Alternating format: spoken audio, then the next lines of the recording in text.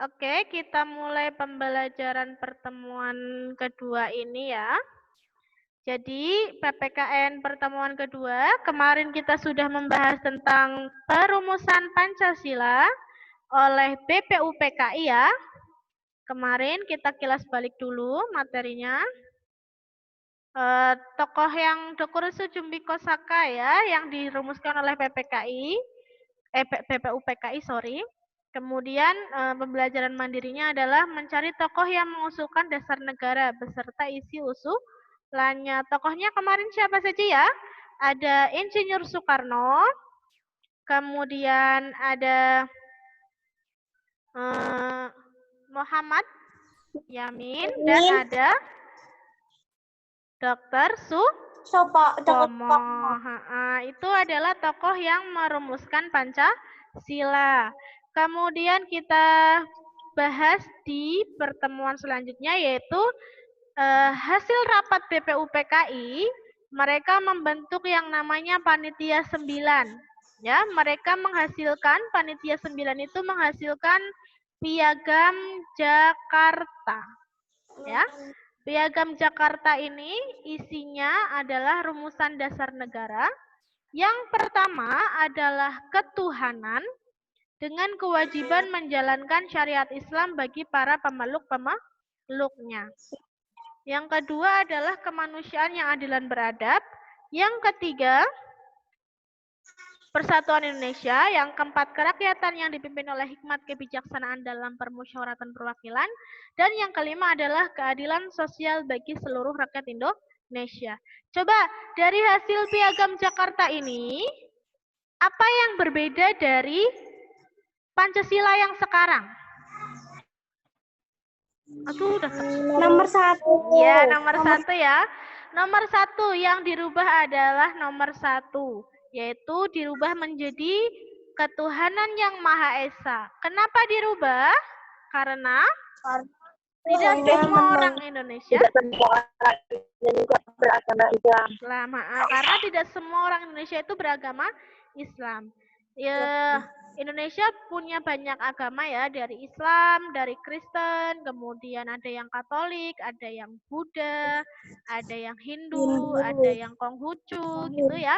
Nah, tidak semuanya itu agama Islam, maka dirubah menjadi ketuhanan yang Maha Esa.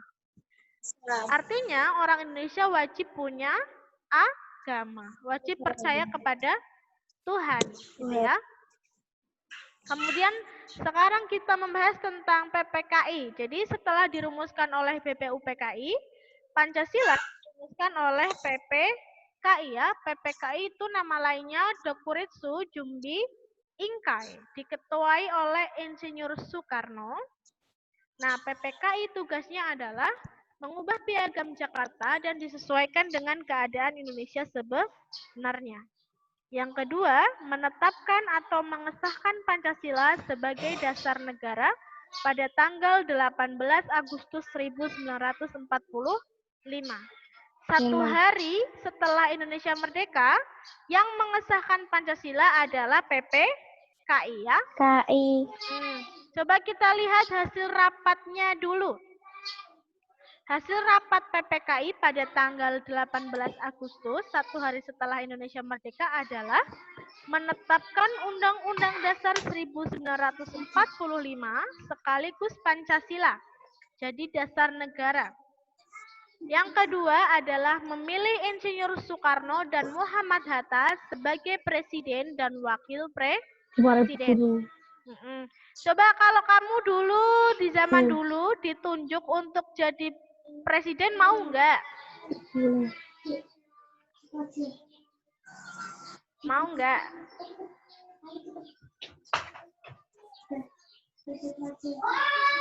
Ya, kalau Pak Soekarno sama Pak Muhammad Hatta kok mau? Karena beliau bersedia untuk menjadi pemimpin bangsa, walaupun pemimpin negara. Walaupun dulu itu belum tahu siapa yang mau gaji presiden ya kan baru merdeka, belum tentu ada yang mau gaji ya. gajinya uangnya dari mana, kayak gitu. Masih belum tahu Indonesia tuh nanti mau dibawa kemana. Tetapi beliau berdua sudah mau rela berkorban untuk menuangkan pikirannya, menuangkan tenaganya untuk memajukan Indonesia dengan bersedia dipilih menjadi presiden dan wakil presiden. Kemudian yang ketiga adalah membentuk Komite Nasional Indonesia Pusat sebelum ada Majelis Permusyawaratan Rakyat. Jadi ini untuk ganti MPR. Selanjutnya adalah mana sih? Semangatnya. Itu tadi adalah perumusan Pancasila ya, dibuka oleh BPUPKI, kemudian dilanjutkan oleh PPKI. Semangat pendiri negara dalam merumuskan Pancasila yang patut kita contoh adalah sikap nasionalisme dan sikap patriotisme. Apa sih sikap itu ya? Jadi sikap nasionalisme dan patriotisme itu apa? Kita lihat bareng-bareng di sini. Nah, nasionalisme adalah sikap setia terhadap tanah air. Ya, kita Budia tadi kan minta tolong untuk setiap pembelajaran PKN itu menyanyikan lagu nasional. Tujuannya apa? Untuk menumbuhkan nasionalismenya kita. Nah, nasionalisme sendiri itu artinya setia terhadap tanah air. Cinta dan setia terhadap tanah air. Tanah air yang dimaksud ini adalah Indonesia ya. Nah, nasionalisme itu berarti dua. Ada dua arti. Arti yang pertama adalah arti sempit dan arti yang kedua berarti luas. Nah, dalam arti sempit, nasionalisme ini bersifat negatif atau tidak baik ya, atau kurang baik. Nah, kurang baiknya apa? Karena nasionalisme yang berarti sempit ini menjunjung tinggi bangsa sendiri, tetapi memandang rendah bangsa lain. Jadi jadi tuh misalkan ya Budiah itu senang banget sama Indonesia, kemudian Budiah setia sama Indonesia, tapi Budiah menjelek-jelekan Malaysia. Weh Malaysia kayak gini, apalah Upin Ipin, aku nggak mau nonton Upin Ipin soalnya dari Malaysia gitu ya. Padahal senang banget nonton Upin Ipin Budiah. Apa namanya? Itu tidak boleh karena menjunjung tinggi bangsa sendiri tetapi memandang rendah bangsa orang lain. Itu namanya nasionalisme dalam arti sempit yang bersifat negatif. Nah, istilah lainnya untuk nasionalisme dalam arti sempit ini adalah chauvinisme. Jadi, kalau Budiah nanti bilang chauvinisme, itu artinya sama dengan nasionalisme dalam arti sempit atau nasionalisme yang bersifat negatif. Gitu ya. Nah, nasionalisme yang baik itu bagaimana? Yaitu nasionalisme yang dalam arti luas, bersifat positif. Artinya adalah menjunjung dan mencintai bangsa sendiri, tetapi tidak memandang rendah bangsa lain. Masih menghormati, tidak seperti tadi. Wah Malaysia apa? Gitu ya, Buddha sebel sama Malaysia. Buddha cuma suka sama Indonesia, negara yang lain jelek, Indonesia yang bagus sendiri gitu. Itu yang dalam arti sempit, tetapi kalau dalam arti luas, Indonesia baik, negara lain juga baik. Mereka mau mengurus negaranya sendiri terserah mereka kayak gitu ya. Kita tidak urusan, yang penting kita mencintai bangsa kita sendiri, tetapi tetap menghormati mereka. Kalau ada orang Malaysia datang ke Indonesia diterima.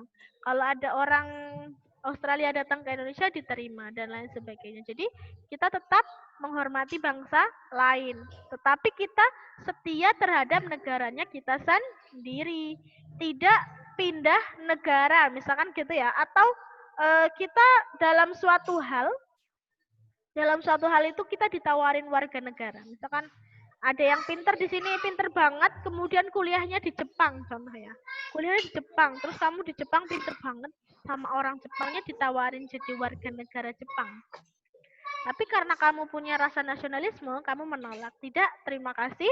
Saya mau mengembangkan Indonesia dengan pelajaran yang saya dapat di Jepang untuk bisa mengembangkan negara saya. Itu artinya nasionalisme dalam arti luas. Kita setia dengan tanah air, tetapi kita tetap berterima kasih kepada Jepang yang sudah memberikan ilmu kepada kita kalau kita kuliah di Jepang gitu ya. Semoga ada yang bisa kuliah di luar negeri. Amin. Kemudian, nah ini adalah tadi nasionalisme ya. Ada yang tanyakan dulu sampai sini? Tidak ada? Kalau tidak ada, kita lanjutkan ke patriotisme. Jadi, patriotisme itu adalah rasa cinta kepada tanah air dan siap berkorban untuk tanah air. Diwujudkan dalam semangat 45. Semangat 45 itu apa? Kita lihat ya. Jadi, kalau tadi nasionalisme itu rasa setia terhadap tanah air, kamu setia terhadap tanah airnya kita, terhadap Indonesia setia. Sedangkan kalau patriotisme itu artinya adalah rasa cinta dan kita siap berkorban apapun untuk tanah air Indonesia. Berkorban waktu ya, berkorban harta, berkorban nyawa, itu sudah termasuk sikap terhadap patriotisme. Diwujudkan dalam semangat 45. Nah, sebelum sampai sini, Budiah mau bercerita dulu. Jadi, contoh jiwa patriotisme yang Budiah tahu, itu adalah sepupunya Budiah sendiri. Jadi, sepupunya Budiah sendiri itu,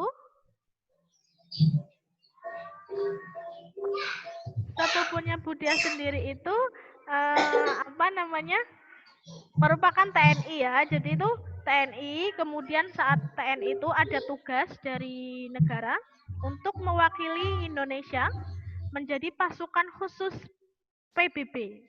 Terus beliau, Masnya Bude itu berangkat ke Lebanon untuk menjadi pasukan khusus PBB. Saat berangkat di Lebanon, bertugas ya, membawa nama baik bangsa Indonesia, sedang bertugas di Lebanon, orang tuanya meninggal. Jadi ayahnya meninggal, Pak Leknya Budiah meninggal. Nah, ketika meninggal itu, beliau di Lebanon itu tidak bisa pulang. Kenapa? Karena dia bertugas membawa nama baik bangsa Indonesia di sana. Nah, ketika dia tugas itu kan tidak bisa pulang. Berarti Masnya Bude itu sudah berkorban. Masa orang tuanya meninggal tidak takziah ya, tidak ikut menguburkan, tidak ikut memandikan dan lain sebagainya. Posisinya begitu. Berarti dia itu sudah berkorban, meluangkan waktunya untuk keluarganya, seharusnya yang untuk keluarganya, untuk beliau sendiri, diluangkan waktunya, berkorban waktunya untuk membela Indonesia, menjalankan tugas negara. Itu adalah contoh jiwa patriotisme. Jadi, salah satu perwujudan tokoh patriotisme yang dilakukan oleh salah satu orang yang Budiah kenal. Kemudian, patriotisme ini diwujud, ya? Libanon itu di mana? Libanon itu di mana? Libanon itu di Asia Timur, di Asia Barat, di Timur Tengah. Kalau kamu tahu Arab, dekat Arab. Jadi Lebanon itu di Arab.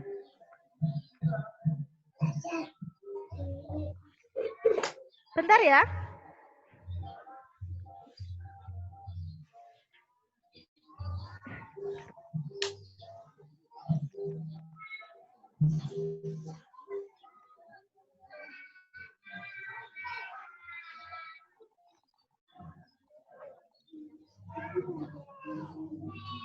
Oke, bentar ya.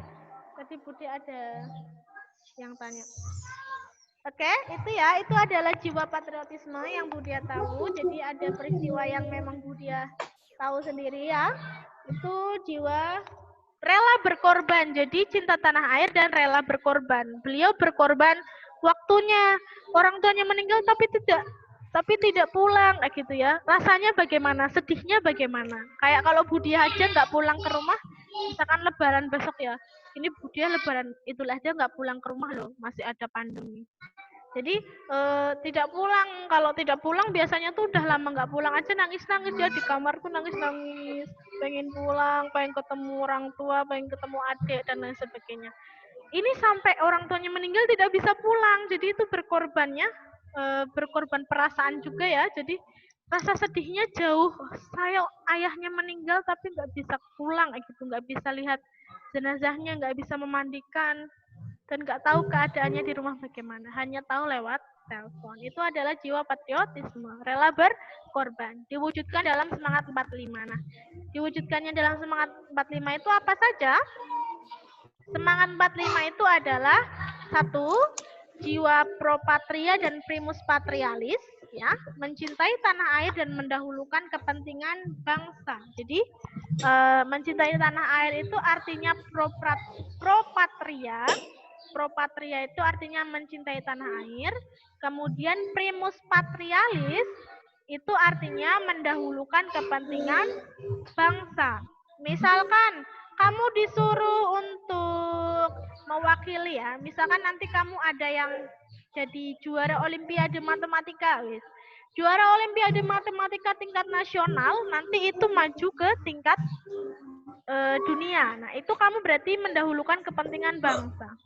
Terus misalkan kamu ada pas mau lomba itu kamu mau nonton konser, ada konser, ya.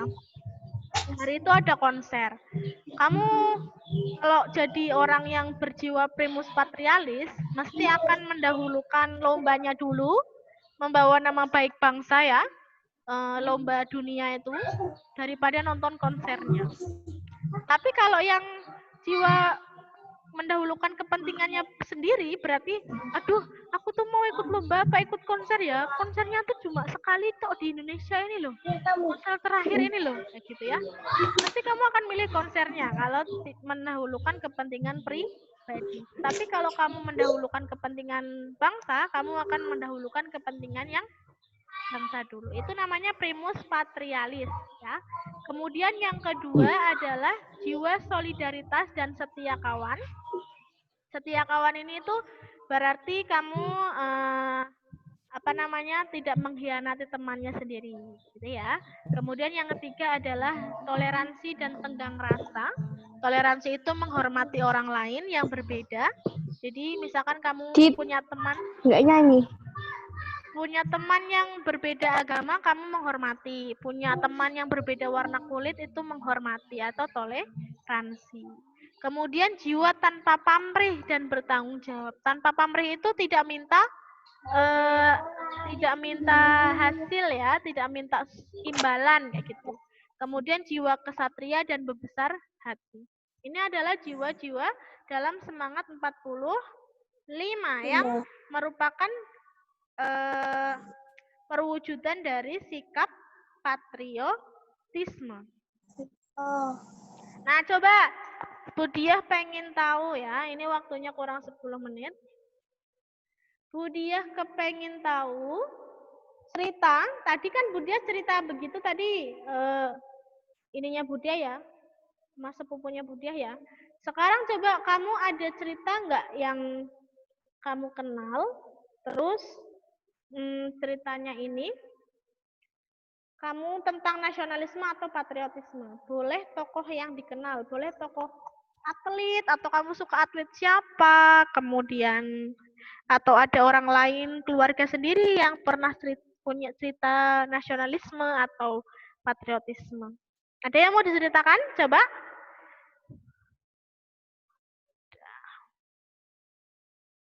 Ada yang mau diceritakan? Ada yang mau cerita?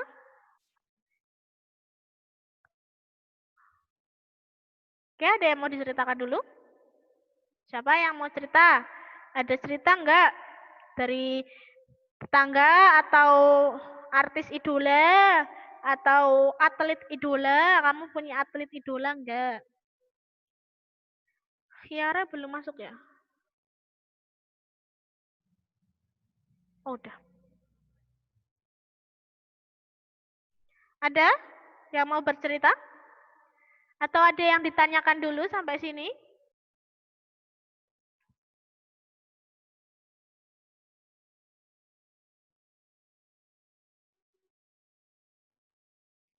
Ada yang ditanyakan?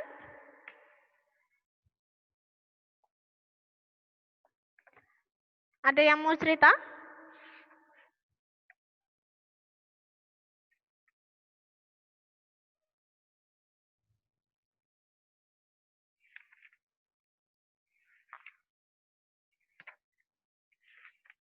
Ada? Halo? Kalau enggak ada yang mau ditanyakan sampai sini?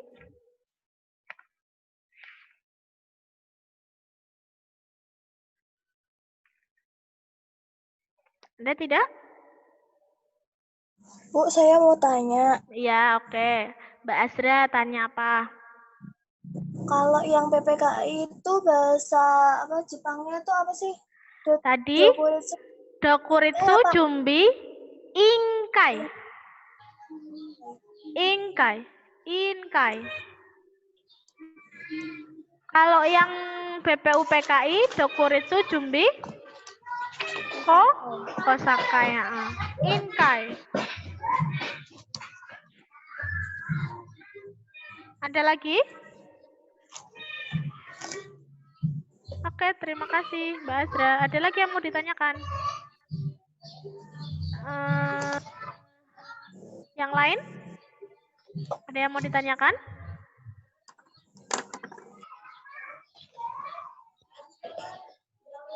Terkait bab ini sampai jiwa patriotisme bangsa. Kemarin kita sudah bahas dari BPUPKI ya.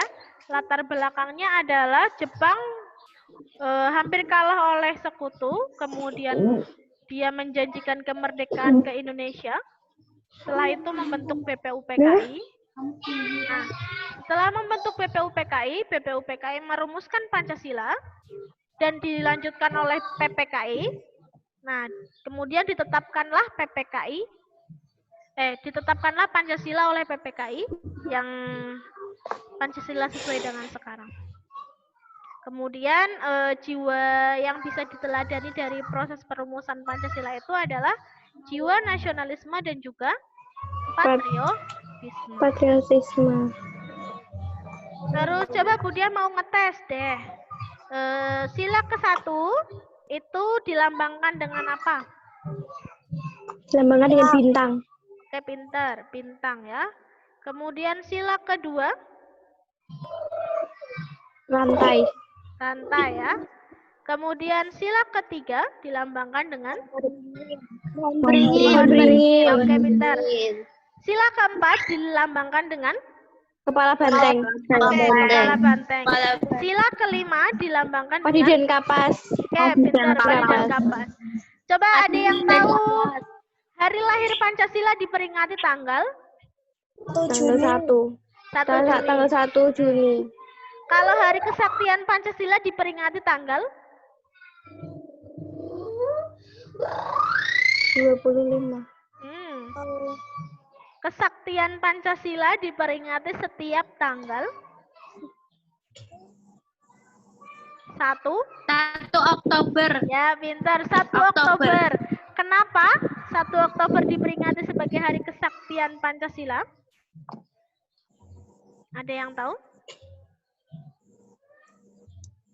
Karena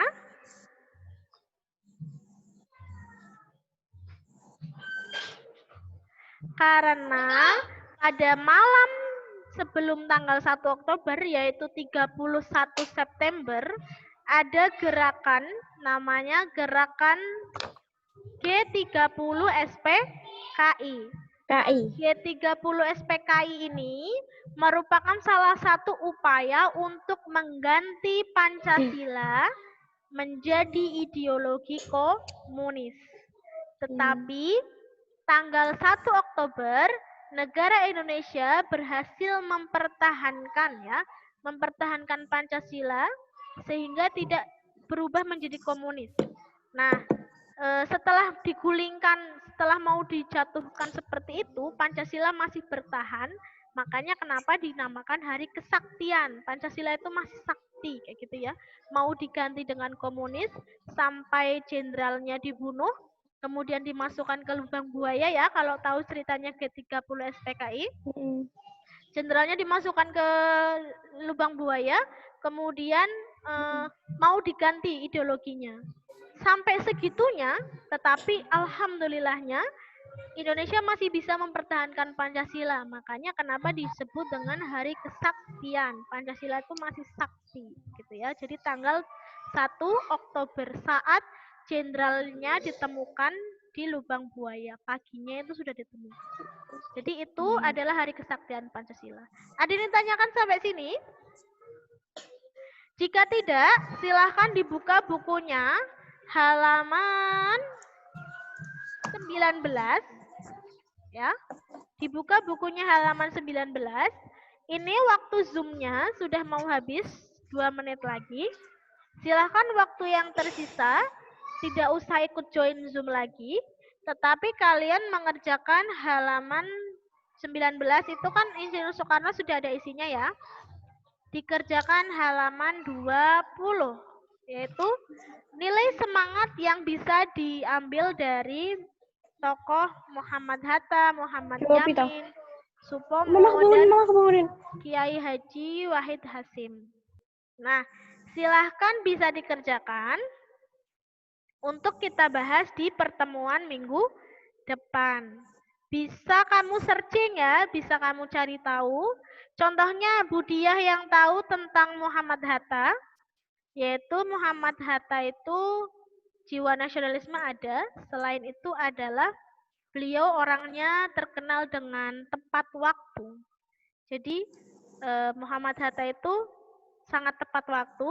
Kalau ada yang terlambat, itu bisa dimarahi. Bahkan ada cerita jenderal itu juga pernah dimarahi sama Muhammad Hatta karena beliau terlambat. Jenderal kok terlambat gitu ya, tidak segan-segan untuk menegur. Itu adalah salah satu jiwa baik yang Budiah baca tentang Muhammad Hatta. Silahkan kamu bisa searching jiwa baik apa atau sikap nasionalisme apa ya. Nilai semangat apa yang bisa diambil dari tokoh-tokoh yang ada di halaman 20. Gitu ya, ada yang tanyakan sampai sini? Tidak usah difoto dan tidak usah dikirimkan ke Budiah. Cukup kalian memang benar-benar mengerjakan. Budiah percaya kalian mengerjakan untuk bisa melihat diri kita sendiri sudah sesuai belum, gitu ya. Kalau tidak ada yang ditanyakan, Budiah akhiri sampai sini. Terima kasih atas kehadirannya. Budiah akhiri ya. Wassalamualaikum warahmatullahi wabarakatuh. Waalaikumsalam warahmatullahi wabarakatuh. Nah, terima kasih.